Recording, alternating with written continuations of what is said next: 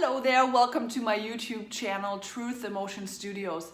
I'd like to share thoughts with you today on why it is so scary for Christians to deconstruct. I studied education, so the simple model is that we construct our world, we make sense of what we see on an individual level, but also corporately, whatever your culture is, and then we live with that, and then we're like, oh, maybe that wasn't quite right, so we deconstruct, and then because we have new experiences or maybe some new thoughts, we reconstruct something. So first we're creating something, it's a metaphor, we're constructing something, then we're like, I don't know, somewhere there was a mistake, we're gonna take it apart, and then with the new realizations or convictions, we build something new. So that is the process, that is a super fad word these days, deconstruction, but it is an important concept for a maturing person to get through, and it certainly is something that I have been in the process in for the past 10 years, not even knowing. Deconstruction is also a word that's often used when people escape or come out of very unhealthy toxic groups or relationships, because you have to rethink, overthink how what you were coming out of, how that served you. The way you were thinking, did that help you or did it kind of harm you? And if you want to experience something new in life, you probably have to act differently. And if you want to act differently, you usually have to think differently too. So we have to give ourselves at least the grace, the freedom to be like, I wonder how what I'm thinking is serving me. So I've had a few people since I started this channel project reach out to me, and they would tell me, you're not a Christian anymore. And they would say that either as a judgment, and it would be bad, they think I go to hell now, or they would say it in a way that makes me an ally of their, I don't know, railing against Christians. But I don't accept neither of those, but I know that I don't believe what I used to believe when I was raised, and I certainly don't believe anymore what I was taught to believe in my evangelical cult, but I'm still a Christian. How is that possible? Well, you can tell by these people that have left their toxic upbringing or whatever environment that they were raised in, that they associated with Christianity, that they have left that. Fundamentalism, because they're like, oh, this has been really harmful to me. That kind of frame of mind that I received there, I have to get rid of everything because it got me into such a bad place in life. And now they throw out the entirety of Christianity, which is, their prerogative, but now they still believe that they have the ability to judge who is actually a Christian and who is not. So that is an interesting thing to come to realize. So you can leave the faith of fundamentalism, but you can actually remain in fundamentalist thinking. And that is so important to think about. And here are my thoughts on why it is so scary for Christians, especially right now from the evangelical world, to have a new thought about God, to even admit that you're having a question. Hey, guess why? Because of the theology, because of the things we're believing about God. And where does it all stem from? Well, guess what? The Bible.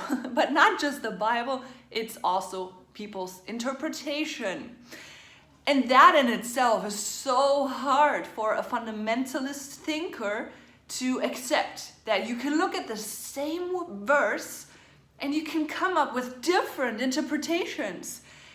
I, as a Baptist kid, to me that would explode my world. Like, what are you saying? You've got that wrong, right? We have the right way to look at this. And I carried that attitude through studying theology in a public university. So it wasn't even a Baptist university where I studied. I studied in a worldly college where theology was being taught, and my fundamentalism did not allow me to even try out, oh, what does that feel like if I think that about God? I wasn't at that place yet where I had experienced that what I believed, my construct, if you will, if my theological construct was a ship, that it would lead to a severe shipwreck. I hadn't come to realize that yet, even though I hadn't been in the cult just yet, I joined them within my college years, I was already a mess, and I didn't have the honesty to admit that I was the problem. Not like I am the problem of the world, no, but the way I was thinking, my frame of the world, of God, of life, that was the problem. And I wasn't able to be reflective enough to say those thoughts that I had about God were actually harming me, and they were affecting my behavior in a bad way. So theology, well, let's look at, for instance, Hebrews 11. There's some potent stuff there. And it says that faithfulness is the substance of the things hoped for. So somehow people can turn that into your faith is God. So if your faith changes, you're changing God. That's not okay. So I don't actually have to talk about anyone else but myself here. This is my experience of my life I'm sharing with you. So I thought I had God up here. I understood the Bible just right. I understood what people needed to do and what hell was awaiting people and who went to heaven. In my head, I had all that very clear. And then you look at, go down a couple verses in Hebrews 11 and you see, without faith, it is impossible to be pleasing. Now, different manuscripts actually add the to God or not. So let's just say without faith, it is impossible to be pleasing to God. That's what I was raised in. And somewhere else it says something about the doubt. Doubters are, that's a negative thing, to doubt. But here's the thing. Pleasing to God? Like, can we consider the fact that what we think that verse means is maybe not what it could mean? Like, at least let's just do this mental experiment, because what I used to read with that verse would be like, okay, so if my faith is not quite right, I will go to hell. Stakes are very high suddenly, right? And if you're thinking, I will probably go to hell if my faith is wrong, then are you free to even think? No, you're not. I was guided by fear. I had to get it just right so that I knew I was going to heaven when I would die. And I had to know that other people believed these exact same things that I believed so that they would go to heaven when they die. And then I would know that so that I didn't have to feel guilty for not bringing them to heaven. There's another Bible verse you can add into that, that God would demand their blood from my hands. That is the recipe for extremism, and we call that acceptable to some denominations. They call that, or actually in any kind of ideology, you will find this kind of extremism. If people don't do it exactly this way, they do it wrong. Then, so that's just important to, recognize. I'm not even saying at this point that that is wrong, which doesn't matter. I personally believe that's not right, but if we can at least admit that that is what's happening, then we can agree on a little bit of reality. But if you're not there yet or ever, that's just fine. You can turn this off too, no problem. So if your faith is on the premise that if you get it wrong, God will send you to hell, that is an awful lot of fear to carry around. And science has has put a connection between people believing in just this one way, fundamentalistic thinking, and losing the ability to think outside the box, to have flexibility of thinking of coming up with something different, which is another explanation for why this can go on generationally, and people just don't seem to need to stop it, though maybe because of social media there's this exodus happening right now. And I feel for these people that are saying, you know what, I have a question. Why would God send good people to hell? Or why did my prayer not get answered? Or why do I need to accept that would be good, that God has to kill himself and his son so that he could forgive sins? Like, that doesn't sound like good news to me. People that have questions like that, they're pretty much on their own. They feel like, because of the fundamentalism that they were raised in, that they have to now declare, I'm not a Christian anymore, because that kind of faith is what I have to subscribe to in order to be a Christian. And then of course, they point to the culture that they were raised in, and they actually believe that because they're now questioning things, God must be so mad, they're probably likely to go to hell.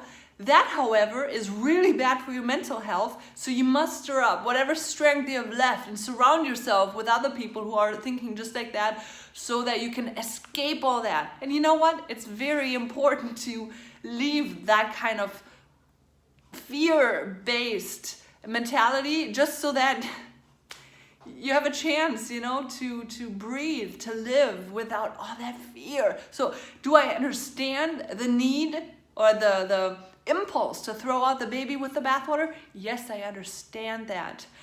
I have not gotten to the place where I threw out, a baby Jesus with the holy water. My deconstruction was step by step by step, and I didn't even know that is what I was doing. But it organically, if you will, led to a stripping away of thoughts that I recognized with brutal honesty were bad for me, and also bad for me because they would affect my behavior, and hence I would act differently toward other people. I wouldn't have love, or I wouldn't have hope. I would judge people. Those kinds of thoughts, I think, is important to go back to the root and be like, why do I find it so hard to want that person over there to go to heaven? Like, why do I have to judge them? And what is satisfying in me, or what is being satisfied in me when I judge them harshly? When I'm like, oh, they'll get their punishment in eternity. What is that nurturing inside of me? Those inner introspection processes are so important to face.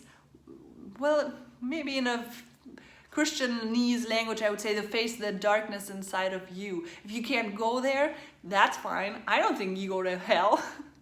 I think you remain a little bit more in the hopelessness of this world, because the God that I see witnessed in the Bible is the God of love, the God that is love.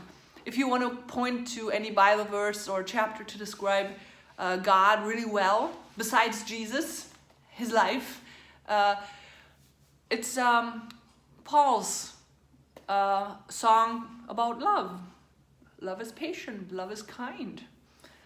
Love does not seek evil. It doesn't seek its own benefit. It doesn't hold a record of evil. Those kinds of things. Oof. And without love, we're just a gong, a sound without any meaning. Ooh, that's huge. So I hope that by sharing my thoughts on deconstruction, I can help you take a little bit out of that, the bar, lower the bar a little bit of what is at stake here. Is my eternal salvation at stake when I start pursuing questions? Or do I have to throw out the baby with the bathwater? I think it is completely possible to hold everything you have in your brain, in your heart, hold it loosely, and say to God, I think you are safe to help me sort this out. Show me truth. Show me freedom. Show me what love is like, what you are like. Not what you are like up here, but what you are actually like. My friend David Hayward now published a book, and it's on deconstruction within a marriage. It's called Till Doubt Do Us Part, and I love that about David Hayward. He is a cheerleader or a personal trainer, if you will. He cheers people on in their ability to, in light of all the fear and whatever keeps them from thinking for themselves just for a minute, he cheers them on in that process. And I think that's really unique, because oftentimes you come to people here on the internet or in your church and your surroundings that at the end of the day try to steer you in the way you think.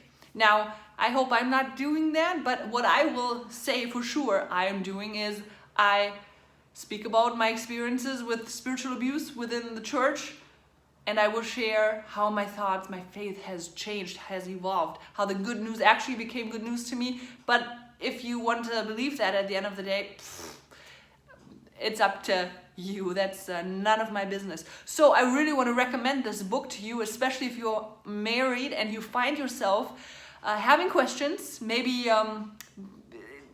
realizing your spouse is changing their belief and that freaks you out.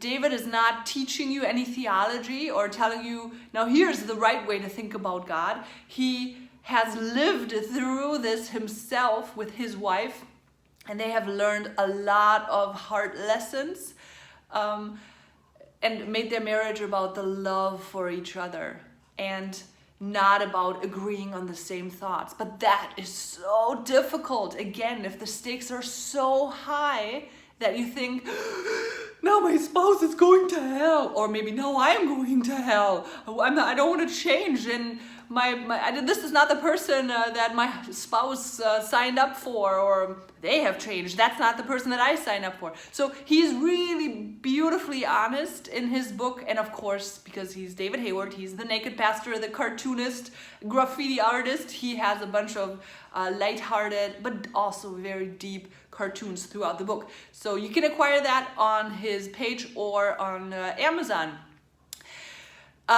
That's what I have to say about deconstruction to you today, and I hope you are encouraged to think about what you're thinking about, and especially think about how what you're thinking serves you. Is it setting you more free? Is it making you more joyful, happier, kinder, more generous? What's at stake within your own thoughts? With all that, I release you back to your day. Be blessed abundantly. Goodbye.